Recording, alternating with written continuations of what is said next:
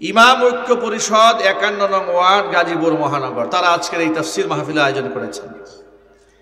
উলামায়ে কেরামের যদি ঐক্য থাকে তাহলে এ সমাজ পরিবর্তিত হতে সময় লাগে না, ঠিক কিনা বলেন? ওলামাদের বিভাজন উম্মাকে বিভাজন করে ফেলে, বিভক্তির দ্বার প্রান্তে পৌঁছে দেয়। ওলামাদের ঐক্য মানে গোটা জাতির ঐক্য, ঠিক কিনা ভাই? ওলামাদের অনেক দায়িত্ব। ইয়াহমিলু হাদাল ইলমা মিন কুল্লি খালফিন উদুলু, ইলমের ধারক এবং বাহক হবে প্রত্যেক পরবর্তী প্রজন্মের সবচেয়ে ইনসাফগার ব্যক্তিরা, ন্যায়পরায়ণ ব্যক্তিরা ইলমের ধারক এবং বাহক হবেন। তাদের দায়িত্ব কি হবে? তাদের দায়িত্ব হচ্ছে ইয়ানফুনা আনহু তাহরিফাল গালিন। যদি কোনো ব্যক্তি কোরআন সুন্নাহর ভুল ব্যাখ্যা করেন, সীমা লঙ্ঘন করেন, উলট পালট করেন, আয়াত বলেন একটা তর্জমা করে আরেকটা, মাসালা বলেন একরকম ফতোয়া দিয়ে দেন আরেক রকম, এরকম যদি হয় তাহলে এই বিভ্রান্তি নিরসনে ওলামায়ে কেরাম ভূমিকা রাখবেন। বিভ্রান্তি মানুষ কিভাবে করে আপনাদেরকে ছোট্ট করে বোঝাবার জন্য বলি। এই যে আমাদের সামনে যত মানুষ আপনারা বসে আছেন, কিয়ামতে সমস্ত মানুষ আল্লাহর সামনে যখন দাঁড়াবে তখন ইমানদার বান্দাদের চেহারা আল্লাহ পাক হাস্যোজ্জ্বল করে তুলবেন হাসরের মাঠে। এটা আমার কথা না, এটা কোরআনই লেখা আছে। ইয়াউমা তাবিয়াদ্দু ওয়ুজুহু ওয়া তাসওয়াদ্দু ওয়ুজুহ। সেদিন বেশ কিছু চেহারা থাকবে খুব হাস্যোজ্জ্বল সুন্দর, আবার কিছু মানুষের চেহারা থাকবে কুৎসিত বর্ণ কালো। রাইসুল মুফাসসিরিন আব্দুল্লাহ ইবনে আব্বাস রাদিয়াল্লাহু তাআলা আনহু বলেছেন, ইয়াউমা তাবিয়াদ্দু ওয়ুজুহু আহলিস সুন্নাহ ওয়াল জামাআহ।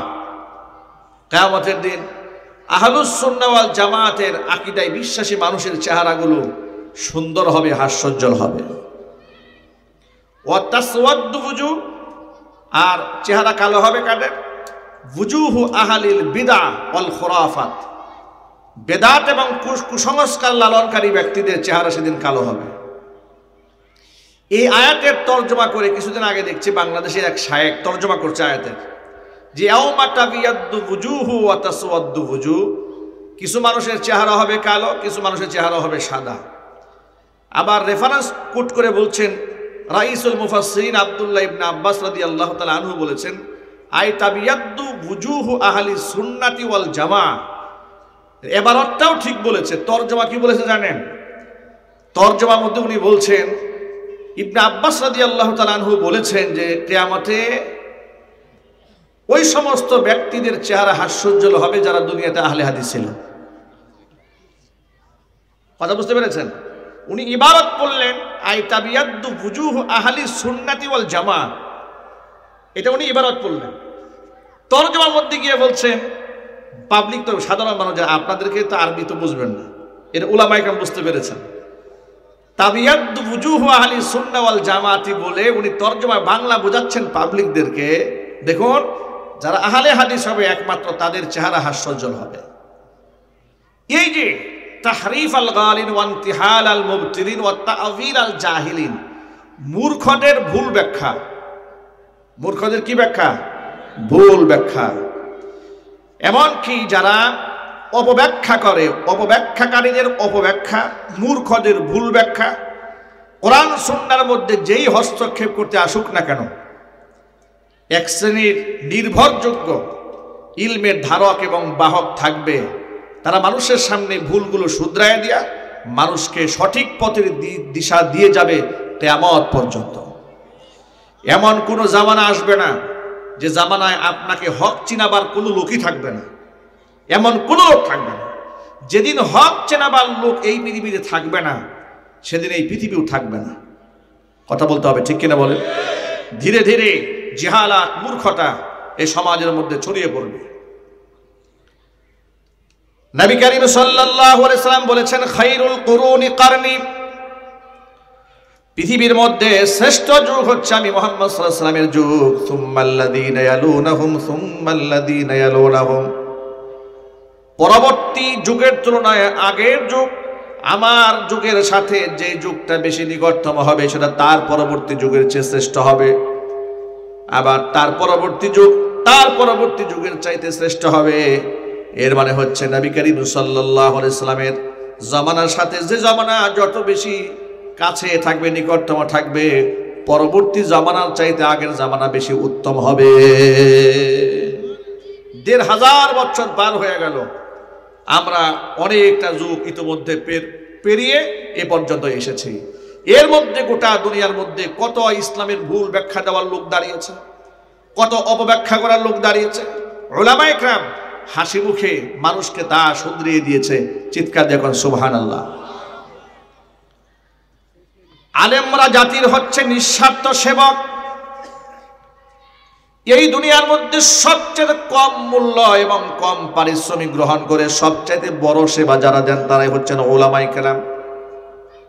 তারা শুধু আধ্যাত্মিক রাহবার নন, গোটা দুনিয়ার জাগতিক সংকটেও মানুষ যখন পড়েছে, এ দুনিয়ার বুদ্ধিজীবীদের আগে আলেমরাই প্রথম হাত বাড়িয়ে মানুষকে সাহায্য করেছে। করোনাকালীন সময় আলেমরা সবচেয়ে বড় ভূমিকা রেখেছে।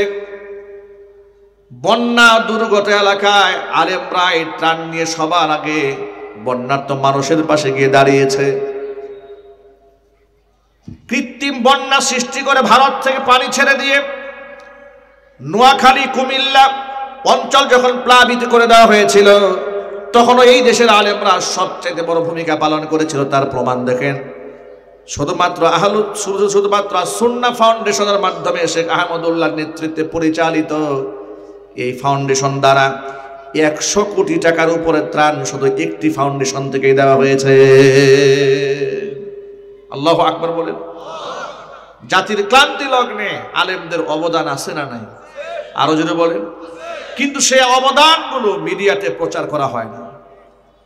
বাংলাদেশের কওমি মাদ্রাসার মুহতামিম সাহেবরা তারা যে অবদান রাখছেন গোটা জাতির জন্য, আমি আমার ভাষায় বলি, বেশিরভাগ কওমি মাদ্রাসার মুফতি, মুহাদ্দিস এবং মুহতামিম সাহেবরা জাতির নিঃস্বার্থ এমনভাবে খেদমত করেন, তাদেরকে আসল বুদ্ধিজীবী বলা যায়, আসল মানবতার কাণ্ডারি বলা চলে। আমি সম্ভবত মাসখানেক আগে উত্তরবঙ্গে একটি মাহফিলে গিয়েছি, মাদ্রাসার মাহফিল। মাদ্রাসার প্রিন্সিপাল মাইকে ঘোষণা করলেন, অ্যানাউন্স করলেন এলাকাবাসীর, হাজার হাজার মানুষ, এরকম বড় প্যান্ডেল করে অসংখ্য মানুষ, সেখানে উত্তরবঙ্গে এমনিতেই মানুষ বেশি হয়। তিনি বললেন, আপনারা আপনাদের সন্তানদেরকে মাদ্রাসায় দেবেন, আপনাদের সন্তানের থাকা, খাওয়া, এমনকি তাদের যে গায়ের পোশাকটা, এটাও আমি কিনে দেব, আপনাদের কিছুই দিতে হবে না। আমি হুজুরের সাহস দেখে অবাক নেত্রে তাকায় আছি। এই কথা বলতে তো একটা প্রেসিডেন্টও সাহস পায় না। কথা বলেন, একটা প্রেসিডেন্টও সাহস পায় না যে সব আমি দেব। ব্যাকগ্রাউন্ড তালাশ করে দেখবেন হুজুর বেতন পান 12,000 টাকা। উনি সাহস করে মাইকে বললেন, আপনার সন্তানদেরকে দেন, তার যা যা লাগে, যেখানে যা লাগে আমি সব দিয়ে দিব। এত মানবতাবাদী, এত মানবদরদী মানুষ আপনি আর কোথায় পাবেন? যশোরে এক মাহফিলে গিয়েছি, এতিমখানার মাহফিল। এতিমখানার পরিচালক আমাকে বলেন, হুজুর এখানে 100-র উপরে এতিম আছে, এদেরকে আমি মাঝে মাঝে নিজ হাতে গোসল করাই, এদের জামা কাপড়গুলো আমি নিজে হাতে কাচি, লোক দিয়ে কাচাই না। মাঝে মাঝে লোক হেল্প নেই, কিন্তু আমি গোসল করাই দিই। আমার দেখার খুব শখ হলো যে আপনি কেমনে গোসল করেন। কয়েক কিছু ভিডিও আছে, আপনি দেখতে পারেন। আমার বাচ্চাদেরকে জিজ্ঞেস করবেন, তোমাদের গোসল কে করায়? বাচ্চারা বলে দেবে, আমাদের বড় হুজুর আমাদেরকে গোসল করায় দেয়। আল্লাহু আকবার বলেন। পরে কিছু ভিডিও চিত্র দেখলাম, বাচ্চাদেরকে নিজ হাতে গোসল করাচ্ছেন। এরকম ভাবে যদি উপমা দেওয়া শুরু করা যায়, অসংখ্য উপমা জাতির সামনে উপস্থাপন করা যাবে। আমি এই জন্য আমার ভাষায় বহু মাহফিলে বলেছি, আজও বলছি, বাংলাদেশের মানুষ 90 থেকে 95% মানুষ মুসলমান হওয়া সত্ত্বেও আসল বুদ্ধিজীবী চিনতে জাতি ভুল করেছে। যার দরুন নাস্তিকদেরকে টেলিভিশনে দাওয়াত দিয়ে নিয়ে জাতির সংকটে পরামর্শ গ্রহণ করে, আর তারা এমন পরামর্শ দেন, ওই পরামর্শ গ্রহণ করলে সংকট আরো বেড়ে যায়। যদি ওলামাদেরকে জাতির সংকট নিরসনে ডাকা হতো, আর সেই মতামতগুলোকে শ্রদ্ধার সাথে যদি রেসপেক্ট করা হতো, গ্রহণ করা হতো, তাহলে এই জাতির অনেক সমস্যার সমাধান এই জাতি নিজেরাই করতে পারত। সুবহানাল্লাহ। ওলামাদের অনেক মর্যাদা, অনেক সম্মান। সাধারণ মানুষের উচিত হচ্ছে আলেমদের শরণাপন্ন হওয়া। নবী করিম সাল্লাল্লাহু আলাইহি ওয়াসাল্লাম বলেছেন, ফাদলুল আলিমি আলাল আবিদি কাফাদলি আলা আদনাকুম। ও আমার সাহাবীরা, তোমাদের সাধারণ একজন সাহাবীর উপর আমি নবীর মর্যাদা যেমন, সাধারণ আবেদের তুলনায় আল্লাহর কাছে একজন আলেমের মর্তবা ঠিক তেমন। আলেমের অনেক সম্মান কে দান করেছেন জোরে বলেন তো ভাই? এটা আল্লাহ পাক দান করেছেন। আপনি আলেমের বদনাম করে আপনি কি করতে পারবেন? আপনি আলেমের সমালোচনা করে আপনি কি করতে পারবেন? বরং যে আলেমের সমালোচনা দেশে আপনি যদি সেটা যৌক্তিক সমালোচনা না হয়, যদি অযৌক্তিক সমালোচনা হয়, আপনি তার যত ক্ষতি করতে চেষ্টা করবেন আল্লাহ পাক তাকে তত উপরে উঠাইয়ে দেবে। আমার প্রিয় ভাইয়েরা, উলামা ইকরাম জাতির সাচ্চা রাহাবার। উলামা ইকরাম আপনাদেরকে জান্নাতের পথে আহ্বান করেন, জাহান্নাম থেকে বাঁচার জন্য আপনাদেরকে চেষ্টাটা চালান, যাতে করে জাহান্নামের আগুন থেকে আপনারা বাঁচতে পারেন। আজকে গোটা বাংলাদেশ সহ গোটা পৃথিবীর মধ্যে যে সংকটপূর্ণ অবস্থা চলছে, মুসলমানদের মধ্যে বিভাজন, দিনদারদের মধ্যে বিভাজন আছে না নাই? আরো যদি বলেন, খাস করে জামাতে তাবলীগ জামাতকে কেন্দ্র করে, এই পবিত্র একটি জামাত, যে জামাতের ইতিহাস এবং ঐতিহ্য হচ্ছে ভালোবাসার, যে জামাতের ঐতিহ্য হচ্ছে 5 জনে মিলে এক প্লেটে খানা খায়, কেউ কারো খানাকে ঘৃণা মনে করে না। সুবহানাল্লাহ বলেন। এটাই ছিল তাবলীগের বিগত জীবনের ইতিহাস। তাবলীগের জামাতের মধ্যে শেখানো হয় ইকরামুল মুসলিমিন, মুসলমানকে আপনি ইকরাম করবেন, সম্মান করবেন। বৃদ্ধ বৃদ্ধ মানুষগুলো একজন আর একজনের বোঝা বহন করছে, আলেমরা গিয়েছে আলেমের খেদমত করে তারা জান্নাত কামাতে চেয়েছে। আলেমদের জিয়ারাকে, দর্শনটাকেও তারা ইবাদত মনে করেছে। এই ছিল তাবলীগ জামাতের অতীত ইতিহাস। সেই জায়গা থেকে তাবলীগের মধ্যে এমন কি হলো, আজকে সেখানে এমনই বিভাজন তৈরি হয়েছে, মানুষ হয়ে মানুষ খুন করতেও তারা দ্বিধা করছে না। আপনাদেরকে ছোট্ট করে বলি, হক বাতিলের দ্বন্দ্ব তো চিরন্তন। এই দেশে উপমহাদেশে আপনি দেখেন, আটরশির সাথে হক্কানে আলেমদের বিরোধ আছে, দেওয়ানবাগির সাথে আছে, মাইজবান্ডারির সাথে আছে, সুরেশ্বরীর সাথে আছে, আছে না নাই? চন্দ্রপুরীর সাথে আছে না নাই? এনায়েতপুরীর সাথে আছে না নাই? এত বিভাজন থাকার পরেও ওয়াহাবি সুন্নি দ্বন্দ্ব আছে, কিন্তু এক পক্ষ আরেক পক্ষ মানুষকে খুনের মতো ঘটনা ঘটিয়ে ফেলেছে। এমন কোনো কাজ আপনারা দেখেছেন কখন? বাকবিতণ্ডা হয়েছে, এখানে মুসাবাকা হয়েছে, মুজাদালা হয়েছে, মুবাহাসা হয়েছে, তর্ক বিতর্ক হয়েছে, বাকযুদ্ধ হয়েছে, কিন্তু মানুষ খুন করার মতো ঘটনা দ্বীনের কাজকে কেন্দ্র করে আর কোথাও ঘটে নাই। যারা দ্বীনের কাজকে কেন্দ্র করে মানুষ খুন করেছে, ওই সমস্ত খুনিরাই একটাই প্রমাণ দিয়েছে যে এই উপমহাদেশে যত বাতিলের উত্থান হয়েছে, এদের মতো বাতিল এই পৃথিবীতে আর সৃষ্টি হয়নি। এটাই তার সবচেয়ে বড় প্রমাণ। কারণ কোনো বাতিল মানুষ খুন করার মতো জঘন্য পাপ করে নাই, যেই পাপ তারা করেছে। কথা বলেন, ঠিক কিনা বলেন? আপনারা এক বাক্যে জবাব দিয়ে বলেন তো, আমার নামাজটা কার জন্য হয়? রোজা কার জন্য? হজ কার জন্য? চিল্লা কার জন্য? জিকির আজকার কার জন্য? নাকি কোনো ব্যক্তিকে খুশি করার জন্য? আমি যা করি কার জন্য করি? এ কথা যদি সত্য হয়ে থাকে, তাহলে আমি ধরে নিলাম মাওলানা সাদ কান্দলভি হাদাহুল্লাহ, আল্লাহ তাআলা হিদায়াত দান করুন, আমি 1 সেকেন্ডের জন্য তর্কের খাতিরে মেনে নিলাম আপনাদের দাবিটা, যেটা আপনারা বলেন যে উলামারা সাদ কান্দলভির ব্যাপারে যা বলেন ভুল বলেন। সেকেন্ডের জন্য ধরে নিলাম যে উলামাদের ব্যাপারে আপনারা যা ধারণা করেছেন এটাই সঠিক, ওনার ব্যাপারে উলামারা ভুল বক্তব্য দিয়েছেন, মন্তব্য করেছেন। আমার প্রশ্ন হচ্ছে, উনি যদি এটাই মনে করেন যে আমি হকের উপরে আছি, উলামারা ভুলের উপর আছে, কিন্তু এ কথা জানার পরে জুমহুর উলামারা যখন যে রায়টা দিলেন, মতামতটা ব্যক্ত করলেন, উনি যখন বুঝতে পারলেন একমাত্র আমাকে কেন্দ্র করে এত মারামারি, কাটাকাটি, হানাহানি, দাঙ্গা, হিংসা, জিঘাংসা, মসজিদ ভাগাভাগি, এত কিছু হলো, আমার নেতৃত্বকে কেন্দ্র করেই তো হয়েছে। আমি তো এই নেতৃত্ব চাই না, আমি তো ওই নেতৃত্ব চাই না যে নেতৃত্বে মানুষের মধ্যে হিংসা ঢুকাইয়া দেয়, আমি তো ওই নেতৃত্ব চাই না যে নেতৃত্বে মানুষকে খুন করবে। কথা বলে না, ঠিক কিনা বলে?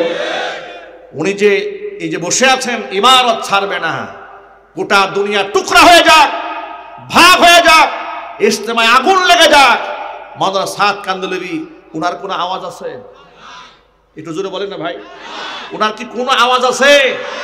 যাকে কেন্দ্র করে এত কিছু হচ্ছে তিনি কিন্তু নীরব দর্শকের ভূমিকা পালন করছেন।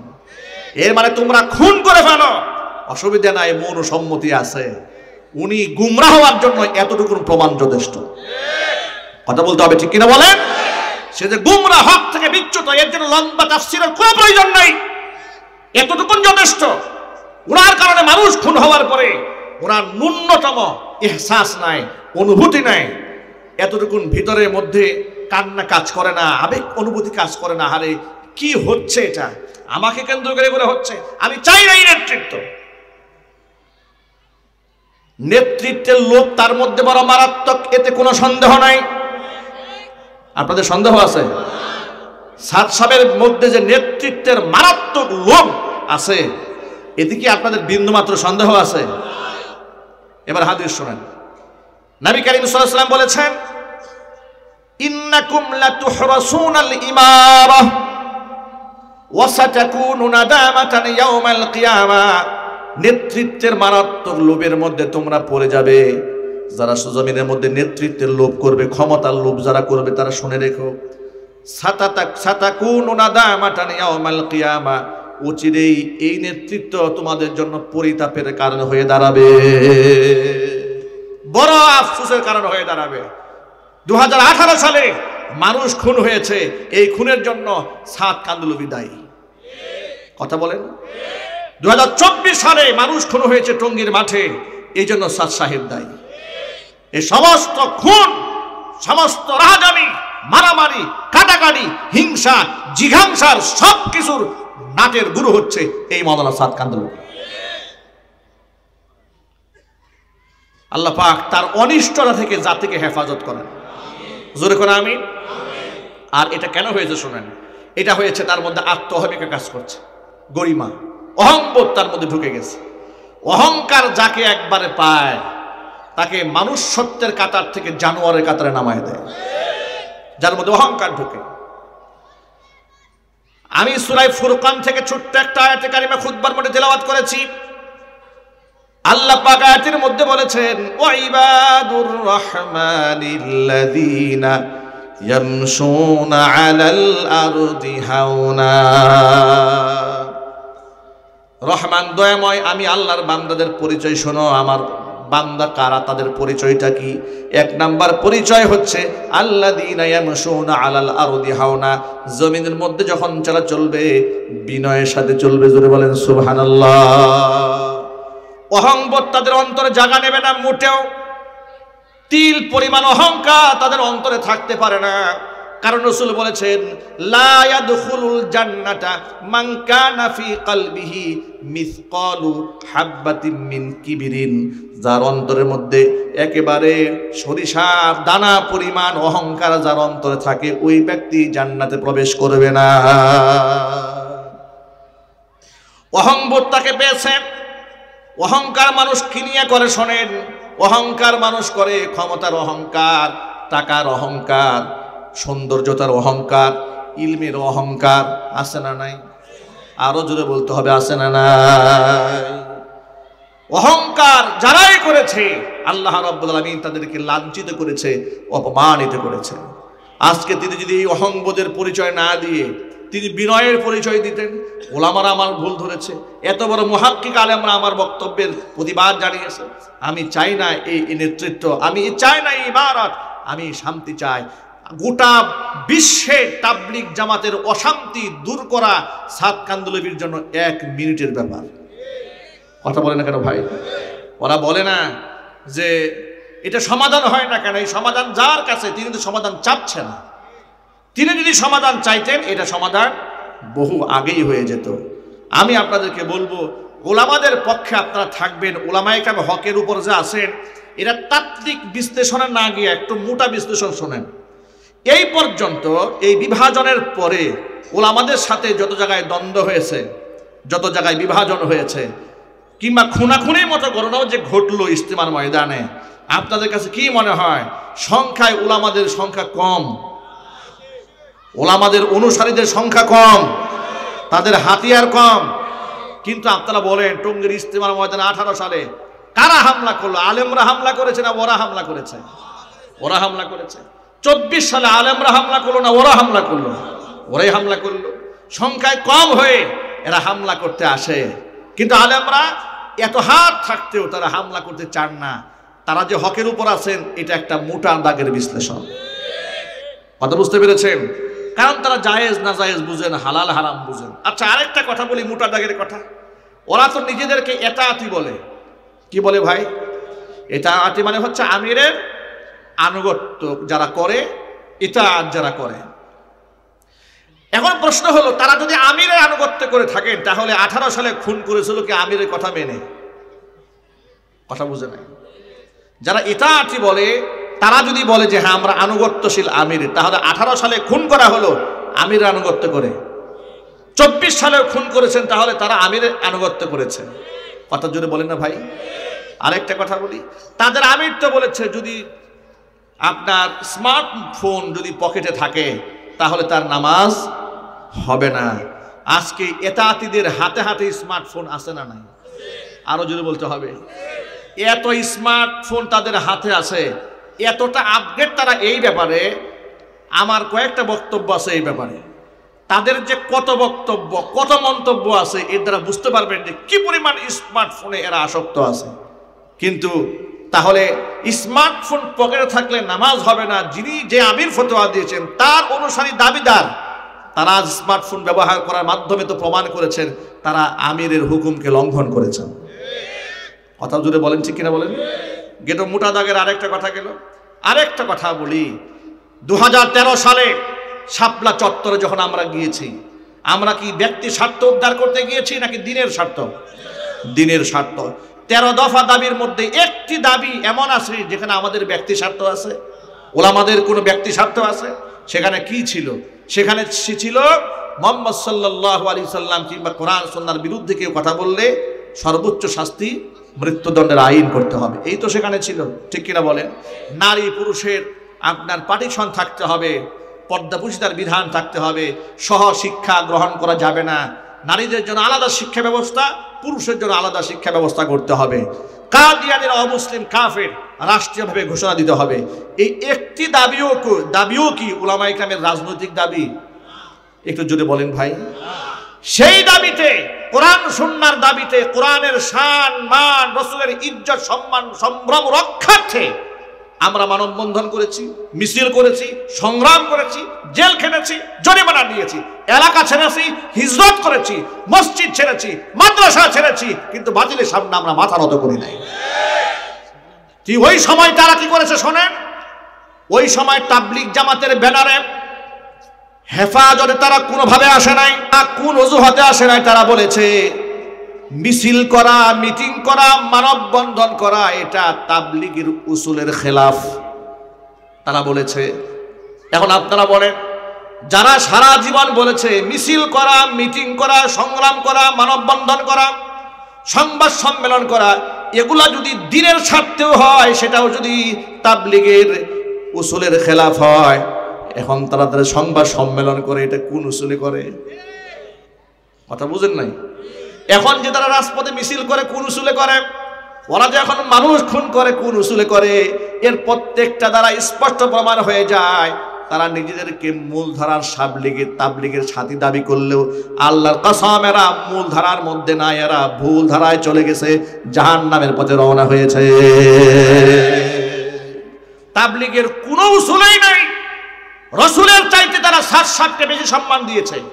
তার কারণ নাস্তিক বেঈমানরা রাসূলকে নিয়ে যখন কটাক্ষ করেছে, রাজীব যখন মুহাম্মদ সাল্লাল্লাহু আলাইহি ওয়াসাল্লামকে নিয়ে কথা বলেছিল, বাজে উক্তি করেছিল, ওদের মিছিল হয় নাই, মিটিং হয় নাই, কিন্তু সবকে দেশে আনার জন্য মিছিল করছে, প্রমাণ হয় ওরা রাসূলের চাইতে সবকে বেশি মূল্যায়ন করেছে। নারায়ে তাকবীর, নারায়ে তাকবীর। ইসলাম ইসলাম ইসলামের শত্রুরা আমার ভাই শহীদ করো, বিচার চাই, বিচার চাই, আমার ভাই শহীদ করো, বিচার চাই, বিচার চাই। নারায়ে তাকবীর। এদের চলাফেরা, এদের বক্তব্য প্রতিটা বক্তব্যের মধ্যে আছে উস্কানিমূলক কথাবার্তা। স্বরাষ্ট্র উপদেষ্টার সামনে গিয়ে স্বরাষ্ট্র মন্ত্রণালয়ে তারা কি বলেছে নিশ্চয়ই আপনারা শুনেছেন, শুনেন নাই? মানতেই হবে দাবি, দাবি না মানলে কি করতে হয় আমরা করব। আমি অন্তর্বর্তীকালীন সরকারকে ধন্যবাদ দিচ্ছি, ওলামাদের মামলা তারা গ্রহণ করেছে। সাথে সাথে মুআজ বিন নূর সহ গমদের 2-1 সদস্য গ্রেফতার হয়েছে। অনতি বিলম্বে একেবারে টপ টু বাটন এদের নাটের গুরু যেগুলা ছিল উসামা গং, প্রত্যেকটাকে গ্রেফতার করে ডিম থেরাপি দিলেই প্রমাণ হয়ে যাবে।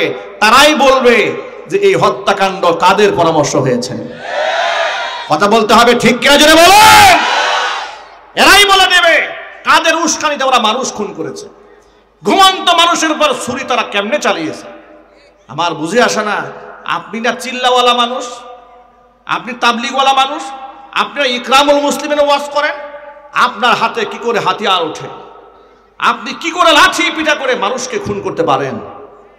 আহারে, একজন ক্লিনার যিনি এই টয়লেট পরিষ্কারের দায়িত্বে আছেন, চোখের পানি ছেড়ে কান্না করতেছে, বলতেছে ভাই আমাদের কেমন ভাবে মারা শুরু করলো। আমরা বারবার বলেছি ভাই আমাদেরকে কেন মারছেন, আমাদের অপরাধটা কি?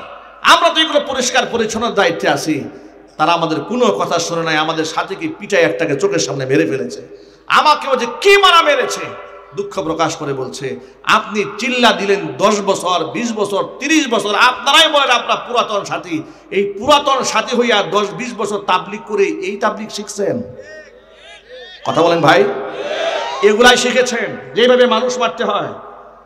কসম আল্লাহর, আপনি তাবলিগ আল্লাহর জন্য করেন নাই, আপনি আল্লাহ রসুলের জন্য তাবলিগ করেন নাই, আপনি তাবলিগ করেছেন আপনার নিজের শাহওয়াতের নফস, আপনি নফসের গোলামি করেছেন, যার দরুন শরীয়ত ধ্বংস হয়ে যায়।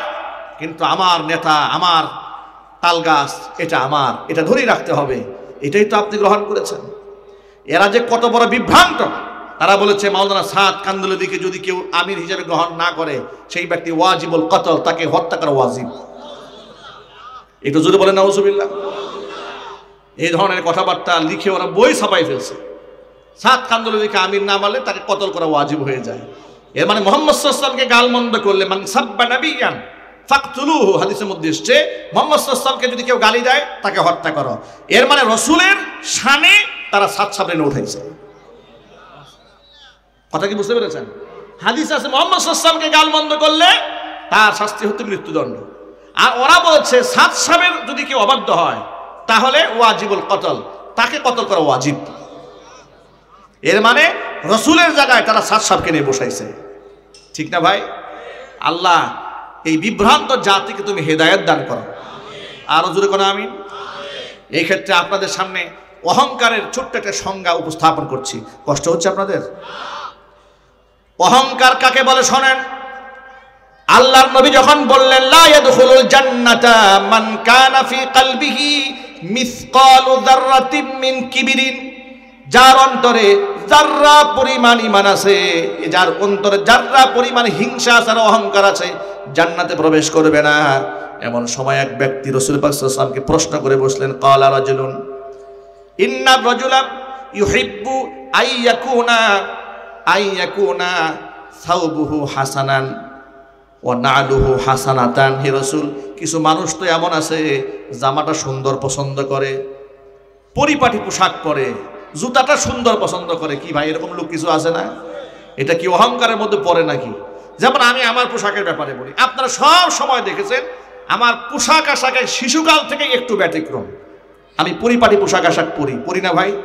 এটা একেবারে আমার 90-এর দশকে যখন আমার এত ভালো জ্ঞান বুদ্ধিও ছিল না, তখনকার কিছু পিকচার আছে ছোটবেলায়, তখনও দেখেছি। আমার স্পষ্ট মনে আছে প্রাইমারি স্কুলে যখন পড়েছি তখন আমি সেন গায়ে মেখে আমি স্কুলে যেতাম। শিশুকালের তবিয়ত, বাবা বিদেশ থাকতেন, বিদেশ থেকে সেন পাঠাতেন, এগুলো গায়ে মেখে একেবারে ঝাঁঝালো সেন দিয়ে আমি স্কুলে যেতাম। তবিয়ত আমি এভাবে পোশাক আশাক পরিপাটি পরি। হুজুরকে জিজ্ঞেস করা হলো, হে রাসূল, কিছু মানুষ তো এমন আছে পোশাকটা সুন্দর হোক এটা পছন্দ করে, আইয়াকুনা নালুহু হাসানাতান, তার জুতাটা সুন্দর হবে এটা সে পছন্দ করে। এটা কি অহংকারের অন্তর্ভুক্ত কিনা? হুজুর তখন জবাব দিয়ে বললেন, ইন্নাল্লাহা জামিলুন ইউহিব্বুল জামাল। না না না, আল্লাহ নিজে সুন্দর, সৌন্দর্যটাকে আল্লাহ ভালোবাসেন। অহংকার এটাকে বলে না। অহংকার কাকে বলে শোনো, সিরা কাঠা গাই দিয়ে অহংকার করা যায়। আমাদের দেশে এমন পীরের মুরিদও আছে, দেখবেন যে আপনার সিরা ফাটা জামা পড়ছে, কিন্তু অন্তরের মধ্যে এত শয়তানি, এটা আপনারা কল্পনা করতে পারবেন না। কথা বলে না কেন? তার চেহারা সুরত লেবাস পোশাক দেখলে মনে হবে এই ভিক্ষা করে আসছে। খোঁজখবর নিয়ে দেখবেন টাকা পয়সার কোনো অভাব নাই। আছে কিনা জোরে বলেন। এবার রাসূল অহংকারের কি সংজ্ঞা জেনে শোনেন। আল্লাহ নবী বলেন, আল কিবিরু, প্রকৃত অহংকার হচ্ছে বাতারুল হাক্কি ওয়া গামতুন নাস, সত্যকে প্রত্যাখ্যান করা এবং মানুষদেরকে তুচ্ছ জ্ঞান করা। এই হচ্ছে অহংকারের সংজ্ঞা। এই কথাটা কি আপনাদের মনে থাকবে তো ভাই ইনশাআল্লাহ? অহংকারের সংজ্ঞা টুপি সুন্দর হওয়া নয়, জামা সুন্দর হওয়ার সাথে অহংকারের পুরো কিচ্ছু নাই। অহংকার জামার মধ্যে থাকে না, অহংকার থাকে মানুষের অন্তরে। হুজুর বলেছেন বাতারুল হাক্কি, সত্যকে প্রত্যাখ্যান করা, গামতুন নাস, মানুষকে তুচ্ছ তাচ্ছিল্য করা, এটা হচ্ছে অহংকারের আলামত। এই অহংবোধ যার মধ্যে থাকবে তার জন্য আল্লাহর জান্নাত হারাম। আমি আপনাদের উদার তাওবান জানাচ্ছি, অহংকার করার একমাত্র মালিককে। আরো জোরে বলেন। আমি বান্দা হিসেবে কি আমার মনের মধ্যে অহংবোধ জাগা দিতে পারি? কোনো সুযোগ নাই। আল্লাহ তাআলা আমাদেরকে অহংকার মুক্ত জিন্দেগি দান করেন। আরো জোরে কোন আমিন। অহংকার করবেন না, অহংকার হারাম। এই অহংবোধে শয়তানকে ধ্বংস করে দিয়েছে। তার নাম ছিল আজাজিল। আল্লাহ পাক যখন ফেরেশতাদেরকে সিজদা করার হুকুম, হযরতে আদম আলাইহিস সালাতু সালামের পায়ে সিজদা করার হুকুম দিয়ে দিলেন, এই আজাজিল আল্লাহকে বলে বলল, আল্লাহ আসজুদু লিমান খালাকতা তিনা, আল্লাহ তাআলা তুমি আদমকে বানিয়েছো মাটি দিয়ে আর আমাকে বানিয়েছো আগুন দিয়ে। আগুনের স্বভাব আগুন থাকবে উপরে, মাটি থাকবে নিচে, তাহলে আগুন কেমনে মাটির পায়ে সিজদা দেয়? এটা আমার বুঝে আসে না। শয়তানে আমাদেরকে ধোঁকা দেয়, কিন্তু শয়তানকে ধোঁকা দিল কে? একটা জটিল প্রশ্ন। এটা অনেকে আমাকে করেছে, হুজুর আমাদেরকে শয়তানে ওয়াসওয়াসা দেয়, কিন্তু শয়তানকে ওয়াসওয়াসা দিল কে? শয়তানকে ওয়াসওয়াসা দিয়েছে তার নফস। কে ধোঁকা দিয়েছে জোরে বলেন তো ভাই? নফস তাকে ধোঁকা দিয়েছে। এই জন্য আমাদের নফস বাহিরটা যতটুকু পরিচ্ছন্ন, একজন ইমানদার ব্যক্তির অন্তরটা তার চেয়ে বেশি পরিচ্ছন্ন হতে হবে। কোরআনে কারীম বারবার বলেছে কদ আফলাহা মান যাক্কাহা। কোরআন বলেছে কদ আফলাহা মান তাযাক্কা। সফল ওই ব্যক্তি হয়েছে যেই ব্যক্তি নিজেকে শুধরায় নিয়েছে, নিজের আত্মাকে পাক করে নিয়েছে। আই মান যাক্কাল্লাহু নাফসা, যেই ব্যক্তি নফসকে আল্লাহ পাক করে নিয়েছে। কিসের থেকে পাক? মিনাল কিবির, মিনাল হাসাদ, মিনাল মাআসি, সমস্ত নাফরমানি থেকে, হিংসা থেকে, পরনিন্দা থেকে, পরশ্রীকাতরতা থেকে, দাম্ভিকতা থেকে যেই ব্যক্তি নিজের আত্মাকে পাক করে নিয়েছে সেই ব্যক্তি সফল হয়েছে। জোরে কোন সুবহানাল্লাহ। সুতরাং আজকের পর থেকে আমরা মনে রাখবো যে আমার মধ্যে অহংকার করার কিছুই নাই, অহংকারের একমাত্র মালিককে। কিছু লোক এমন আছে অহংবোধের ঠেলায় কাউকে সালাম তো দেয়ই না, উল্টা তাকে যদি কেউ সালাম দেয় সালামের জবাবও নিতে চায় না। একটু জোরে বলেন। আবার সালামের জবাব নিল, ভাবটা কি? ঠিক কিনা বলেন? এইরকম করে একটা ভাব ধরেছে, মানে মুখ থেকে তার আওয়াজ আসতেছে না, এমন একটা অবস্থা। মনে রাখবেন নবী করিম সাল্লাল্লাহু আলাইহি ওয়াসাল্লাম বলেছেন মান বাদাআ বিস সালাম ফাকাদ বারিআ মিনাল কিবরি, যেই ব্যক্তি আগে সালাম দেয় সেই ব্যক্তি অহংকার থেকে মুক্ত হয়ে যায়। আজকের পর থেকে অহংকার মুক্ত জিন্দেগি করার জন্য সর্বাগ্রে ছোট্ট একটা আমল বলে দেই, বেশি বেশি আমি সবার আগে সালাম দেব, বলি ইনশাআল্লাহ।